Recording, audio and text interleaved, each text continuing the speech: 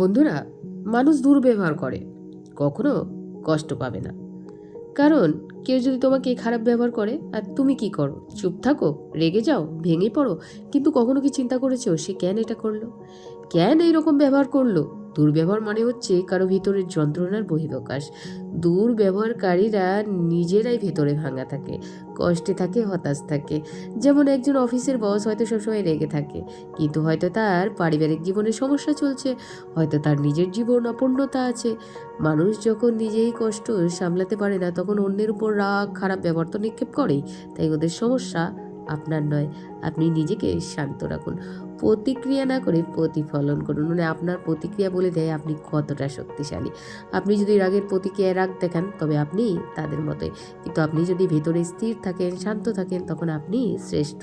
একবার এক সাধুকে এক লোক গালি দিচ্ছিল। সাধু বললেন, তোমার দেওয়া গালিটা আমি গ্রহণ করলাম না। যেমন তুমি কাউকে উপহার দিলে সে না নিল, সেটাই তোমার কাছে ফেরত আসে।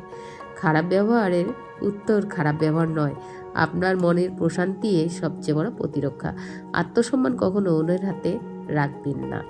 আপনার মূল আপনি নিজেই ঠিক করেন, অন্য কেউ নাই। যদি কেউ আপনাকে অমূল্যায়ন করে, খারাপ কথা বলে, আপনি নিজেকে ছোট ভাববেন না। সে নিজেকে জানে, সে নিজের সম্মান ধরে রাখতে পারে। রবীন্দ্রনাথ অনেকবার অপমান করা হয়েছিল, বিশেষ করে বিদেশে, কিন্তু তিনি নিজের কাব্য, চিন্তা আর মনন কখনো বদলাননি। কেউ যদি বলে আপনি কিছু না, সেটা মিথ্যা প্রমাণ করুন, কাজে চুপ থেকে নয়। আত্মসম্মান ভেতর থেকে আসে, বাইরের কেউ সেটি দিতে পারে না। আর নীরবতার শক্তি, চুপ থাকা কোনো দুর্বলতা নয়, এটি বুদ্ধিমানের প্রতীক।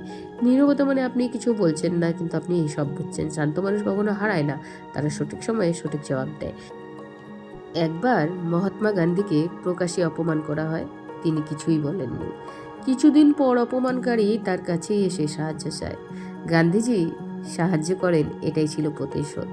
চুপ থাকুন, কারণ সময় সবার সেরা উত্তরদাতা। প্রতিটি অপমানের প্রতিশোধ সফলতা দিয়ে দিন। মানুষ বদলাবে না, নিজের মানসিকতা বদলান। আপনি চাইলে পৃথিবীর সব মানুষকে বদলাতে পারবেন না, তবে নিজের ভেতরের জগৎ বদলাতে পারবেন। কেউ যদি সবসময় কটু কথা বলে, তাতে তার চরিত্র বোঝা যায়, কিন্তু আপনি কীভাবে প্রতিক্রিয়া করছেন তাতে আপনার চরিত্র বোঝা যায়।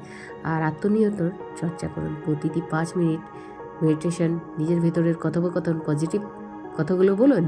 মানুষ কেমন ব্যবহার করলো তা নয়, আপনি কিভাবে বুঝলেন সেটাই গুরুত্বপূর্ণ। আর ভেতরের শান্তি আসল শান্তি। আপনি যতই বড় হন, অপমান তত আসবে।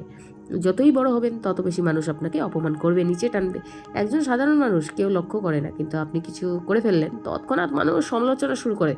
সচিন তেন্ডুলকর, তার কেরিয়ার অনেকবার অপমান সহ্য করতে হয়েছে, কিন্তু তিনি খেলার মাধ্যমে সবার মুখ বন্ধ করেছেন। সমালোচনার ভয় নেই, কারণ সেটি আপনার গুরুত্ব বুঝিয়ে দেয়। শান্ত থেকে কাজ করে যান, সফলতার সেরা প্রতিশোধ। অপমানকে শান্তিতে পরিণত করুন। যারা আপনাকে কষ্ট দিয়েছে তাদের ব্যবহারকে জ্বালানি বানান। আপনি যখন অপমানকে কাজে লাগিয়ে আরও ভালো করে ফেলবেন, তখন তারাই বলবে ভুল করেছি। আর অপমান লিখে রাখুন, তারপর সেটিকে লক্ষ্য বানান। যাদের কথা কষ্ট দেয় তাদের সামনে গিয়ে প্রমাণ করুন আপনি কে। একজন ছেলে শিক্ষক বলেছিল, তুই কিছুই পারবি না। সে পড়াশোনায় মন দেয় না, আইএএস হয়ে নিজের স্কুলে ফিরে যায়। আর অপমান আপনাকে ভাঙবে না, বানাবে। সাহসীরা কাঁদে না, তারা উঠে দাঁড়ায়। নিজেকে ভালোবাসুন, পৃথিবী আপনাকে সম্মান দেবে। যদি আপনি নিজেকে ভালোবাসেন, তাহলে অন্যের খারাপ ব্যবহার আপনার হৃদয় পৌঁছাতে পারবে না। আপনার আত্মবিশ্বাস, আত্মসম্মান, নিজেকে জানার ক্ষমতা, এই তিনটিই আপনার অদম্য করে তোলে। ডেলি রুটিন সাজেশন তৈরি করুন। সকালবেলা আয়নার দিকে তাকিয়ে বলুন, আমি যথেষ্ট ভালো। দিনে 10 মিনিট আত্ম উন্নয়ন বই পড়ুন। সপ্তাহে 1 দিন নিজের জন্য কিছু করুন। এবং শেষ বার্তা, নিজেকে জানুন, নিজেকে ভালোবাসুন, নিজেকে সম্মান করুন। যে নিজেকে সম্মান করে তাকে কেউ অপমান করতেই পারে না। আর শেষ কথা, আপনি যদি নিজের মূল্য বোঝেন, তাহলে কেউ আপনাকে ছোট তো করতেই পারবে না। কারো খারাপ ব্যবহার আপনাকে তো ভাঙতেই পারবে না। শক্ত থাকুন, শান্ত থাকুন, নিজেকে বিশ্বাস করুন। তাহলে বন্ধুরা, আজ থেকে কেউ যদি তোমাকে দুর্ব্যবহার করে, কখনো কিন্তু কষ্ট পাবে না। কারণ যে দুর্ব্যবহার করছে, ভেবে নাও সে কোনো যন্ত্রণায় আছে। সে কোনো যন্ত্রণায় আছে বলেই সে তোমার সাথে এই ব্যবহারটা করেছে।